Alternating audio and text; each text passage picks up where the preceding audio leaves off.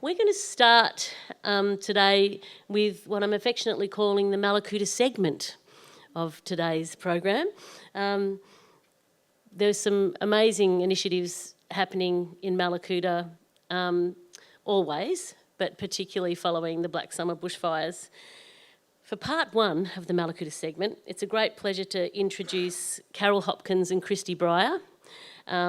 Carol is a Malakuta resident and Christy is a Gypsy Point resident. And I really take my hat off to these inspirational leaders who stepped up to be on their community recovery committees. So they're both members of the Malakuta and District Recovery Association. I think both in their second year of doing that. Third year for Carol, oh my goodness. It's such a big thing to step up for your community. You're managing your own recovery from the event. But a lot of CRC members have said to me, but you see the need and you just feel like if you've got some skills and capacity, you need to go fill it and you need to go support your community. You go shopping, you get hounded. You get phone calls, you get emails.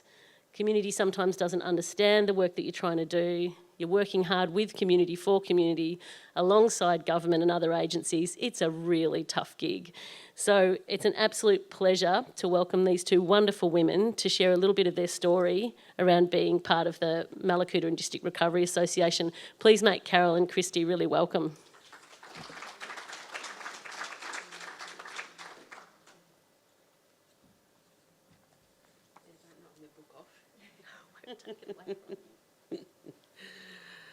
Hi everyone, and look, thanks for being here. I was going to put some slides up and I decided not to do that because everybody in this room knows what we looked like in January 2020.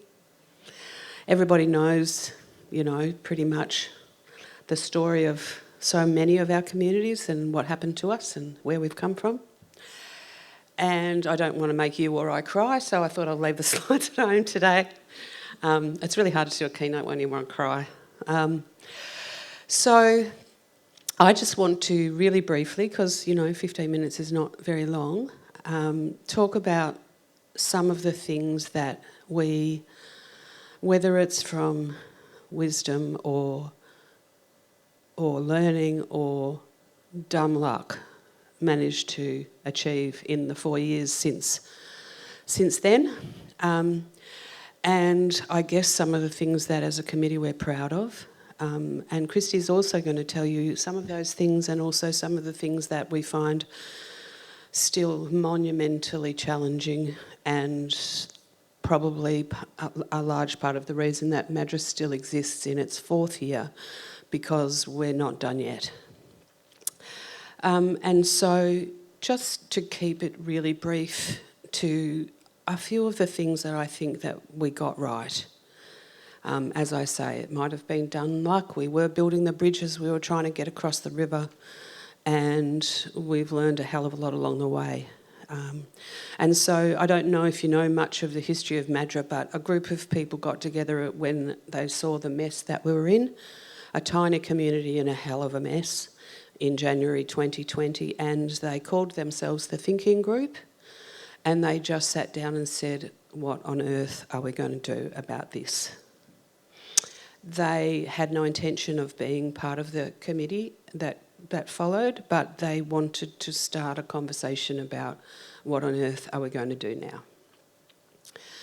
And one of the first things that probably stemmed from their collective wisdom is that they went straight to the leaders that already existed in our community. That turned out to be a really wise thing. And sadly, in the 4 years since, I've seen other communities trying to start something in a recovery effort and doing it in different ways and it going really badly wrong. So this is one of the things that I'm grateful we did get right, and that was that we went to the leaders of all of the organisations that already existed in our town and brought them together to begin the conversation through them. And I guess that the Thinking Committee wisely recognised that we already had these strengths in these people and that these people already had our trust. And so by working through the people who already had the love and the trust of our communities, we started our recovery committee from a very strong place. They weren't the first committee, they were just the first conversation that we really had. We then went to a conversation with the whole of community, and I've never seen a building in Mallacoota so packed as our golf club at that first meeting. Absolutely packed. And it was a unanimous decision that we wanted to advocate for ourselves in our recovery and that we wanted to take the reins of that, whatever that would look like.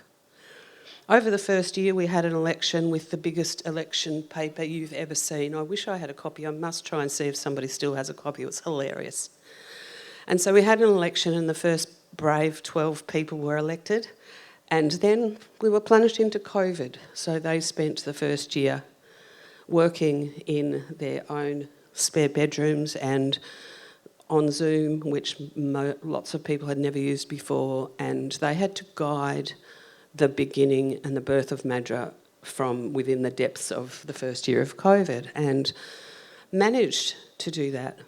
Managed to do the next most important thing, which was to give everyone in our community a voice and opportunity to be heard.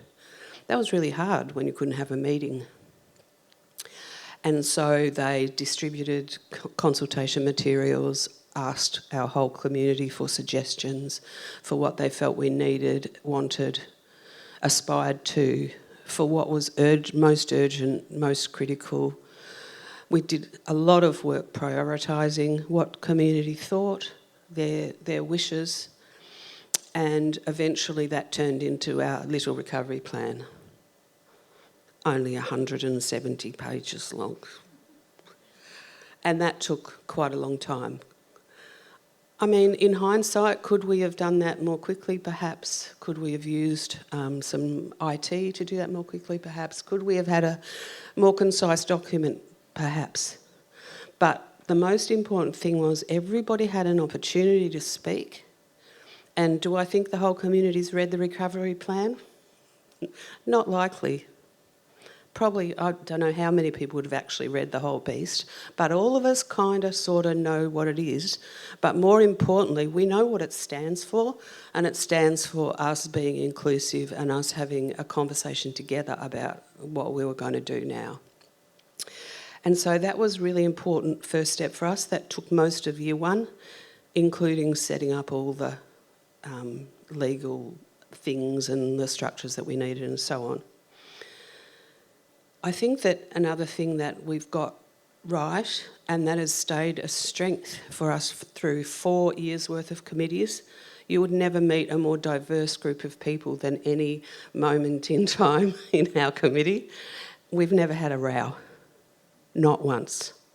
We've never even had a heated argument. We have managed to come together and put our loyalty to each other first, so that every single meeting we've been able to talk about these complex, difficult, challenging, complex issues without ever having an argument.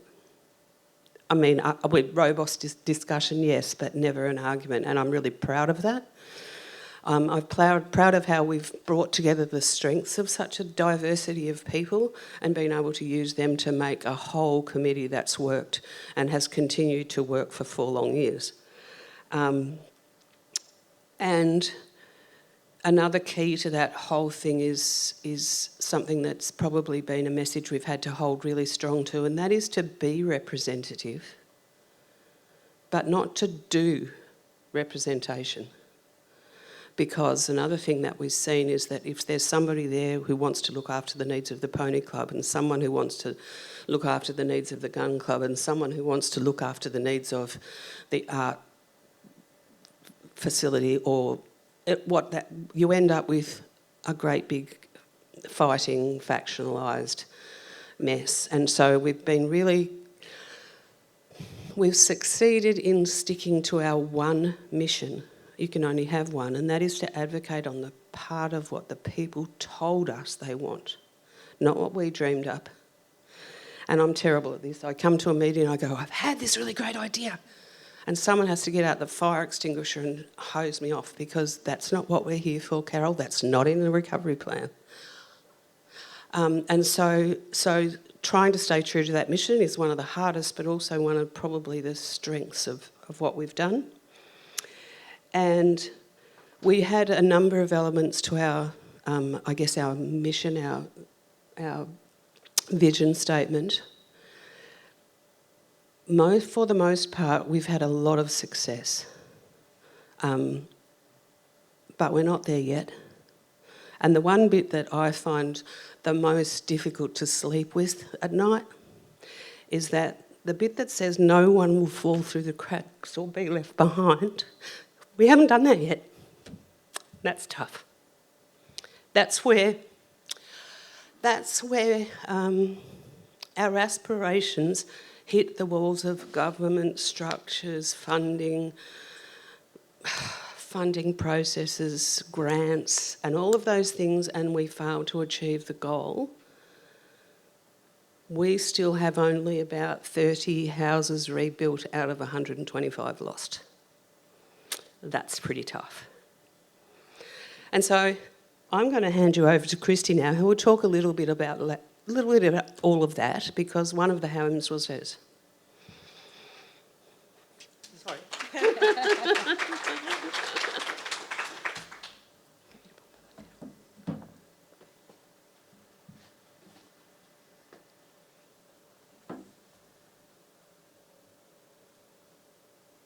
Bear with me a second. So thanks, Carol. And just, I guess, carrying on from that and reiterating what Carol's just talked about is, well, we've had a lot of progress and success. We've had to work really bloody hard for it. You know, we've had to grovel, we've had to beg, hours and hours of time, energy, and volunteering, and it's exhausting. We ask, traumatised community members to pull something out of the bag over and over and over again, and it's gruelling. The processes and the frameworks in place, while they're achieving many things, and I hope to hear lots of them today, they aren't sufficiently supporting the people that are impacted the most and the projects that are needed the most. If they did, I wouldn't be standing here today, 4 years on, talking about recovery. I'd be talking about post-recovery. For Madra, recovery means that our total loss residents and our families that are missing time with their families holidaying in our town would have their homes again. They would be able to contribute to our community fully, work meaningfully, and socialise freely like they did before. It means we would be better prepared for next time. We've advocated really strongly for our impacted residents and for those projects that we feel are really important to our community moving forward. A really great example of that is the East Gippsland timber milling project, which some of you would know. We heard about that and rallied together to expand their operations to our district in the Far East. Madra has contributed funds to that, and we've got grants from other areas to help support that program as well. And as of last week, I'm happy to say that every one of our residents that signed up to that to help with their building projects has now had a delivery of timber, donated by our farmers and milled by 2 of our young people, trained, who'd never done that before, trained to mill that. So it's a beautiful community project.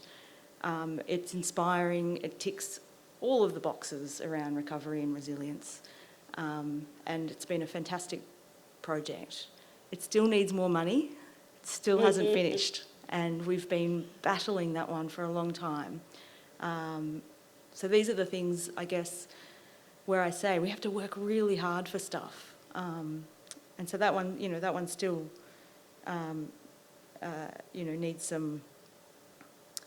needs some funding to see it through, to see its bigger goals achieved. And I think if anyone in the room, can throw some money into the pot, please do, because that's a great program.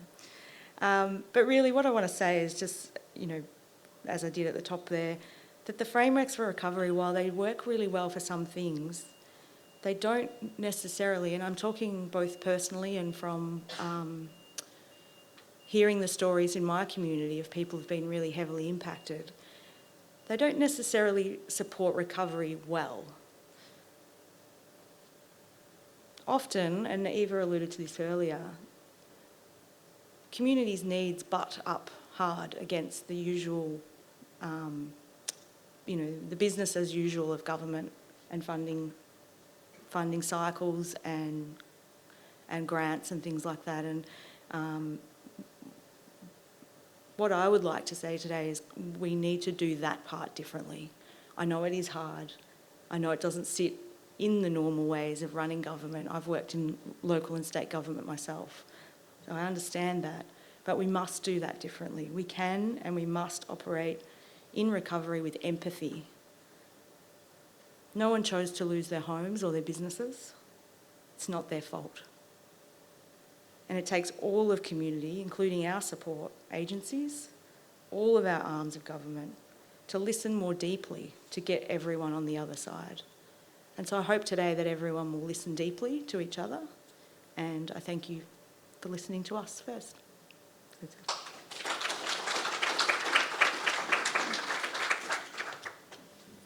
just got a little thank you. Oh, thank you so much for sharing some of your beautiful story with us. Very kind. Thank you. Another round of applause, please.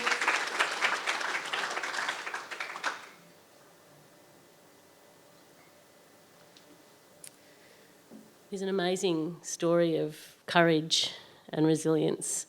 So thank you so much to Christy and Carol for sharing that with us. Carol was telling me how ridiculously nervous she was to get up in front of you all, and I said, no, you're amongst friends, and that was beautiful. Thank you. Another round of applause for these two fabulous women, please.